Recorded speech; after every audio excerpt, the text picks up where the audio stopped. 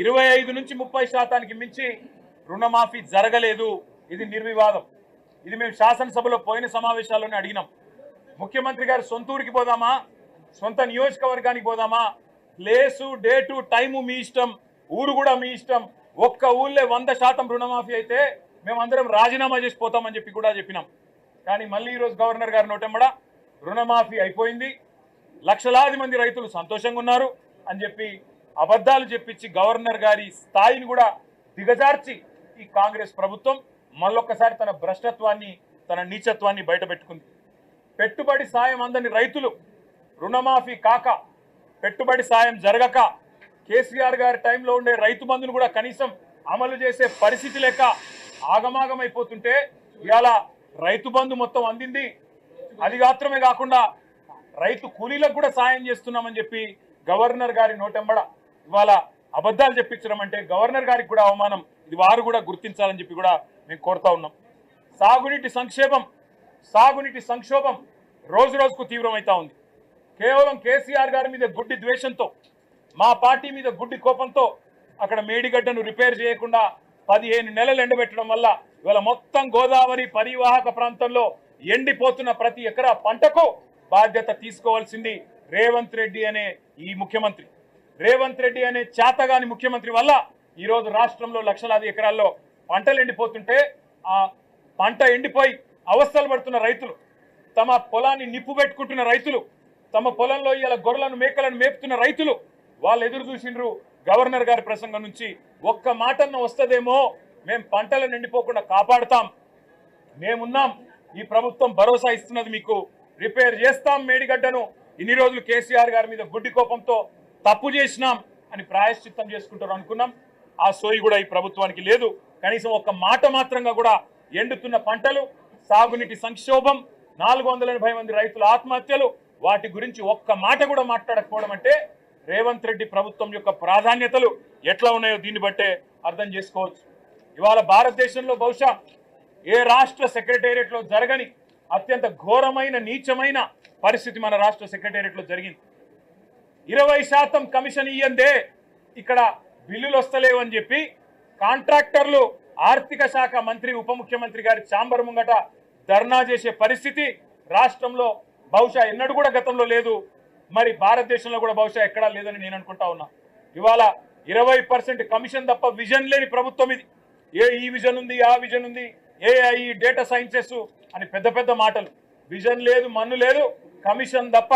No vision, only commission, only 20% commission అనే విధంగా ఇవాళ ప్రభుత్వాన్ని నడుపుతూ ఢిల్లీకి మూటలు పంపుతూ ఇక్కడ చిన్న కాంట్రాక్టర్లను, సర్పంచ్లను, చిన్న చిన్న వ్యక్తులను వేధించి చివరికి ఓవర్సీస్ స్కాలర్షిప్లు ఇవ్వకుండా, గురుకులాల్లో తిండి పెట్టకుండా ఈరోజు పిల్లల్ని చంపుతున్న అరాచక ప్రభుత్వం రేవంత్ రెడ్డి ప్రభుత్వం, కాంగ్రెస్ ప్రభుత్వం. కనీసం గురుకులాల్లో ఉండే అధ్వాన్నమైన పరిస్థితుల గురించి ఒక్క మాట చెప్తారేమో అనుకున్నాం, దాని గురించి ఒక్క మాట లేదు. చనిపోయిన 83 మంది పిల్లలకు కనీసం ఒక మాట సానుభూతి చెప్పి సంతాపం చెప్తారేమో అనుకున్నాం, ఒక్క మాట కూడా వారి గురించి ప్రస్తావన లేదు. అదే మాదిరిగా ఇంకా విచిత్రం, 10 ఏళ్లలో కేసీఆర్ గారి ప్రభుత్వం ఆనాడు 4,17,000 కోట్ల అప్పు చేస్తే, 4,17,000 కోట్ల అప్పు చేస్తే అంటే సంవత్సరానికి 41,000 కోట్ల అప్పు చేస్తే అప్పులు అని గుండె బాదుకున్న కాంగ్రెస్ సన్నాసులు ఇవాళ ఒక్క సంవత్సరంలో 1,62,000 కోట్ల అప్పులు తెచ్చిన విషయం ఒక మాట చెప్తారేమో అనుకున్నాం.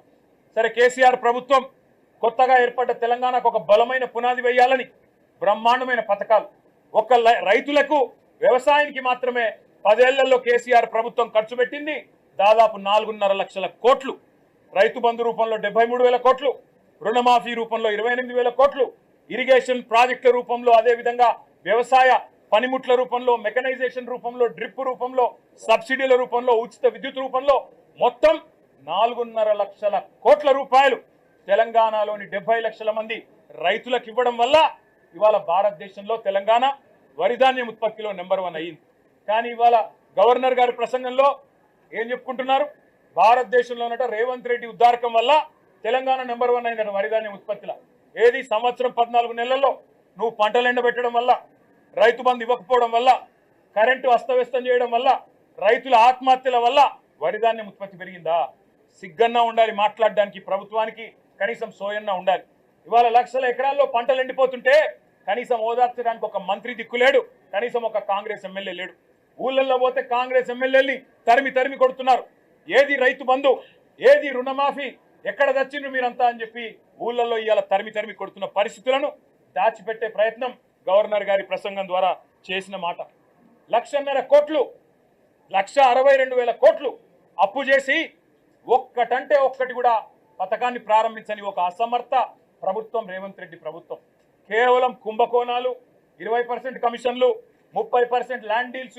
నా మాట కాదు, కాంగ్రెస్ ఎమ్మెల్యేలు చెప్తా ఉన్నారు 30% కమిషన్ ఇస్తేనే మా మంత్రులు పనిచేస్తారు, 20% కమిషన్ ఇస్తేనే బిల్లులు వస్తాయి అని వాళ్ళ స్వయంగా కాంగ్రెస్ ఎమ్మెల్యేల నోటంబడ వస్తున్న మాటలు.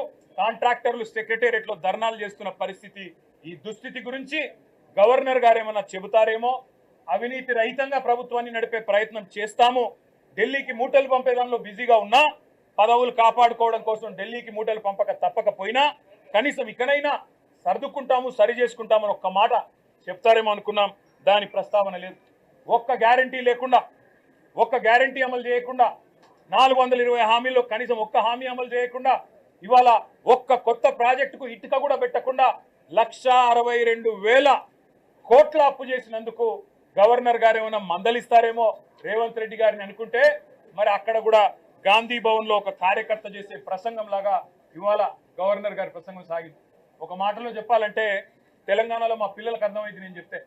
ఈరోజు నిజానికి తెలంగాణలో ఉన్న పరిస్థితికి సావుడప్పు కొట్టాలి, కానీ పెళ్లిలో డీజే కొడతారు చూడు, ఆ డీజే కొట్టినట్టు ఈ ప్రసంగం డబ్బా కొడుతూ గవర్నర్ గారు ఇవాళ రేవంత్ రెడ్డి ప్రభుత్వం ఏదో ఉద్ధరించింది. ఏం ఉద్ధరించింది, ఎవరిని ఉద్ధరించింది?